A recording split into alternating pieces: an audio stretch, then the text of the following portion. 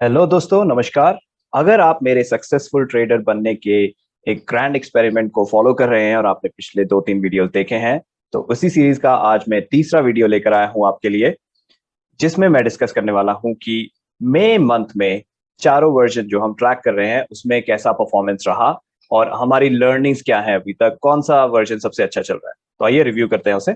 तो ये है वो शीट जो मैंने आपसे पिछले वीडियो में शेयर कर दी थी, आज के वीडियो में भी शेयर कर दूंगा। इस शीट में आप ओवरऑल परफॉर्मेंस देख सकते हैं टॉप में, और मैंने लास्ट अपडेट किया था कल, यानी कि 6 जून 2022 को। और इसमें आप चारों वर्जन देख सकते हैं: classic SST, take SST with averaging, take SST only and take SST with trailing profit. ये डिफरेंट वर्जन्स क्या हैं, इनमें क्या क्राइटेरिया फॉलो हो रहा है, ये सारे पिछले वीडियो में है। तो मैं इसकी प्लेलिस्ट आपको दे दूंगा। जो लोग पहली बार इसे देख रहे हैं उस प्लेलिस्ट में जाके सारे वीडियोस देख सकते हैं, क्योंकि जो एसएसटी को यूज करना चाहते हैं उनके लिए ये काफी काफी हेल्पफुल एक्सपेरिमेंट है। और जो इसके रिजल्ट्स निकल के आ रहे हैं, जो इससे लर्निंग्स निकल के आ रही है, वो आपको काफी मदद करेंगी इस स्ट्रेटेजी में। और एसएसटी क्या है? Share genius swing trading. उसके ऊपर भी एक डिटेल्ड वीडियो है, उसकी प्लेलिस्ट भी मैं आपसे शेयर कर दूंगा जिनने पहली बार ये वीडियो देखा है।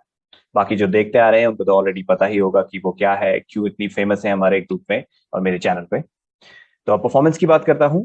मई मंथ के एंड तक, यानी कि हमने जब अप्रैल 1 से शुरू किया था मैंने इस एक्सपेरिमेंट को, और अप्रैल मंथ, उसके बाद मई मंथ, 2 महीने निकल गए हैं। उसके बाद ये ओवरऑल परफॉर्मेंस आप टॉप में देख रहे हैं।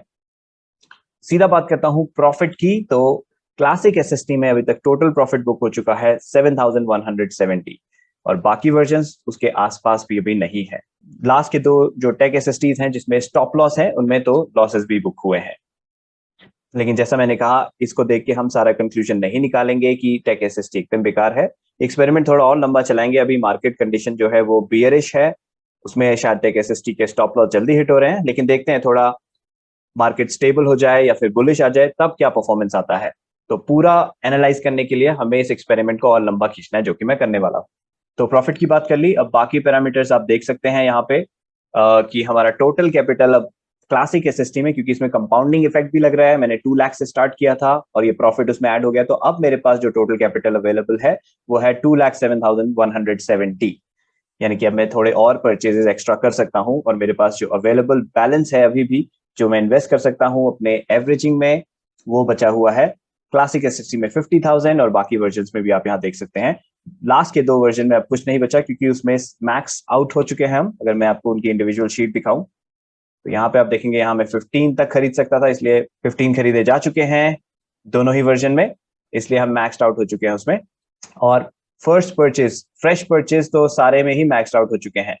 ठीक है, हम यहाँ पे खरीद सकते थे 10-10 स्टॉक्स, और 10-10 स्टॉक्स खरीद लिए हैं। और जिन जिन में मैंने एवरेजिंग करी है क्लासिक एसएसटी में, वहां मैंने कलर कोडिंग कर दिया ताकि हम क्विकली देख सके हो कि ये दोनों स्टॉक एक ही स्टॉक को बिलोंग करते हैं, ये दोनों रोज एक ही स्टॉक को बिलोंग करती हैं, उसमें क्या परफॉर्मेंस चल रहा है।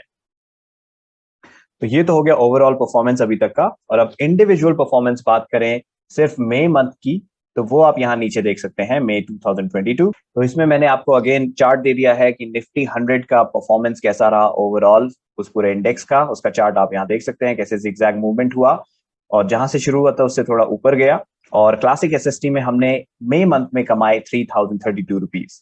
ये बता दूं आपको, ये टैक्सेस और ब्रोकरेज इंक्लूसिव है, यानी कि इसमें से डिडक्ट कुछ नहीं किया है। जो हमने प्रॉफिट बनाया है वही है, बाकी टैक्सेस वगैरह मैंने कुछ निकाले नहीं है। तो 3,000 यहाँ कमाया, लेकिन बाकी जो वर्जन है उसमें कुछ नहीं कमाया, क्योंकि किसी में भी टारगेट मीट नहीं हुआ। तो यहाँ से काफी अच्छी पॉजिटिव फीलिंग आती है क्लासिक एसएसटी के लिए, जो महेश सर ने हमें शुरू से दी है। लेकिन अभी भी बाकी है देखना कि टेक एसएसटीज क्या पिकअप कर पाएंगे, क्या वो इस रेस में अच्छा परफॉर्मेंस आगे दे पाएंगे, ये देखना अभी बाकी है। तो इसके आधार पे आप यहाँ देख सकते हैं इस शीट में, जो मैं आपसे शेयर कर दूंगा, कि कैसा रहा क्लासिक एसएसटी का परफॉर्मेंस और बाकियों का परफॉर्मेंस। क्लासिक एसएसटी में हमें मिला, जो हमने मैक्स इन्वेस्ट किया था, 2.04%। और मैक्स इन्वेस्टेबल कैपिटल, यानी कि जो हमारा मैक्स कैपिटल था जिसे हम इन्वेस्ट कर सकते थे, यानी कि 2,04,137, उस पर अगर कैलकुलेट करें प्रॉफिट को, तो 1.49% एक महीने में, विच इज अमेजिंग।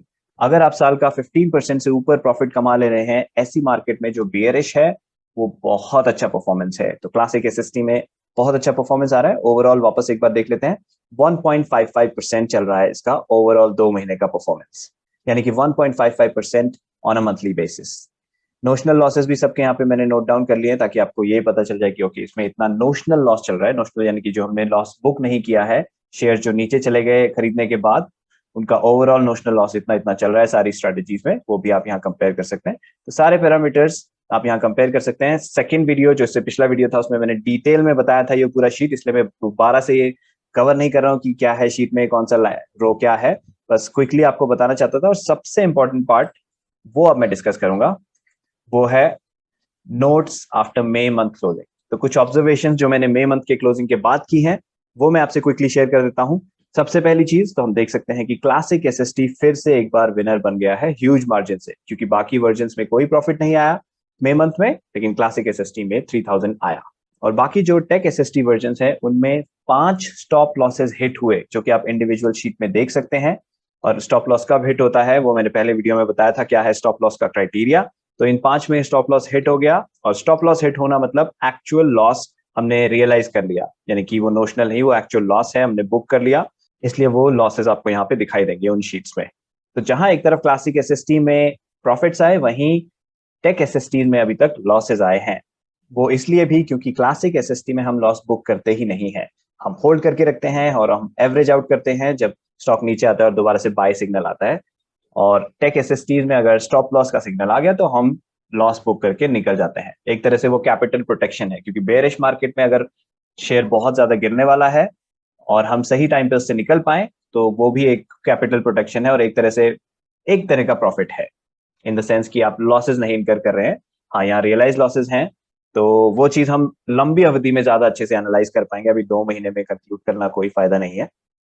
हाँ, ये है कि जो क्लासिक एसएसटी फॉलो कर रहे हैं वो क्लासिक एसएसटी को फॉलो करते रहेंगे तो भी कोई नुकसान नहीं है। तो टेक एसएसटी को अभी पूरी तरह से स्टार्ट नहीं करना है, आपको इक्का दुक्का कोई ट्रेड मारने हैं टेक एसएसटी के हिसाब से आप कर सकते हैं, लेकिन मेजोरिटी ट्रेड्स आप अपने क्लासिक एसएसटी के हिसाब से ही करिए।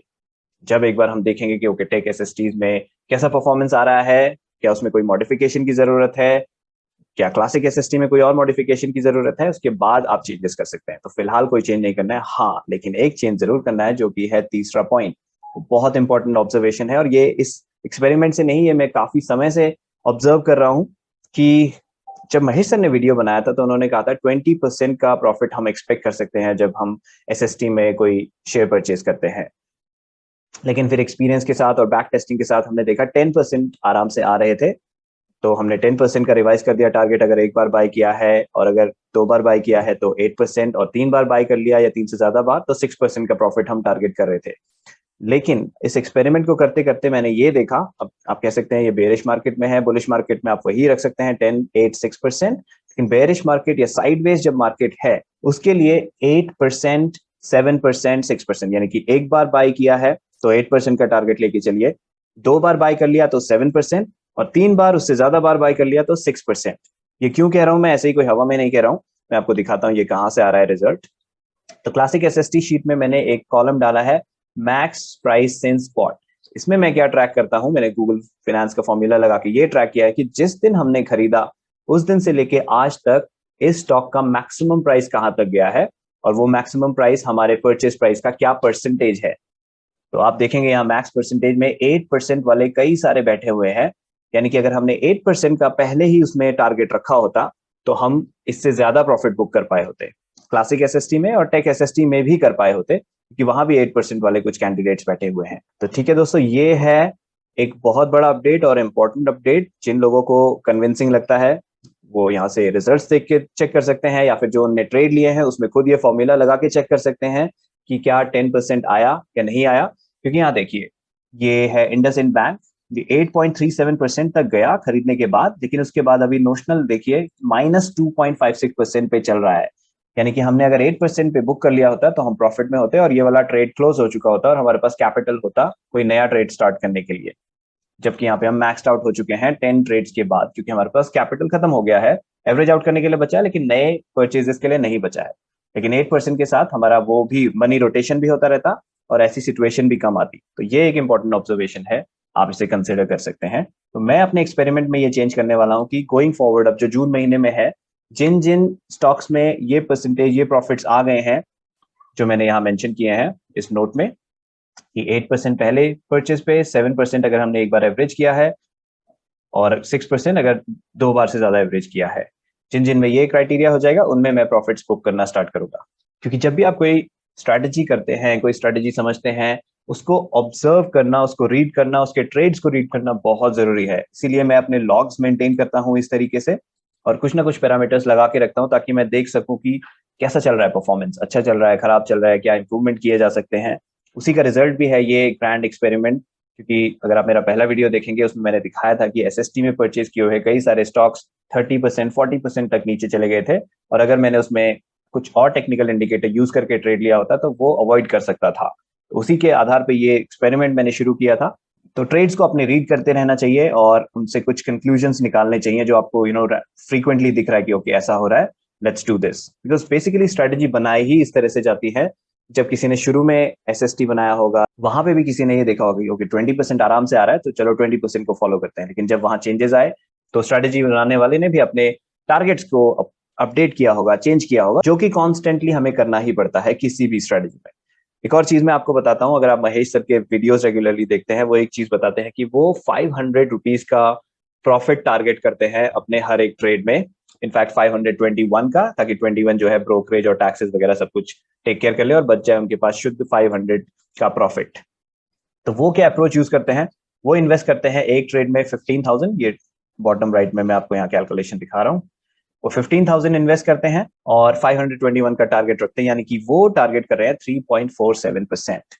तो हर कोई अपनी स्ट्रैटेजी मॉडिफाई करता है। भाई सर ने खुद कहा था मेरे जो इंटरव्यू वाला वीडियो था उसमें कि ऐसे चेंजेस करते रहने चाहिए, एनालाइज करते रहना चाहिए।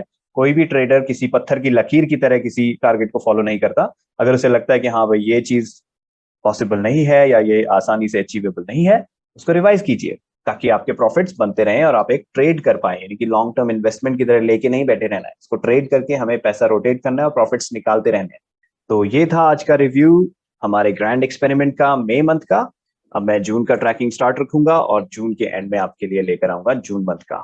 अगर आपको कोई क्वेश्चंस हैं, कोई कमेंट्स हैं, कोई सुझाव हैं, please feel free to comment और मुझे खुशी होगी आपके साथ इंटरेक्ट करने में। थैंक यू दोस्तों, फिर मिलूंगा आपसे जल्दी ही अगले वीडियो में। Bye bye.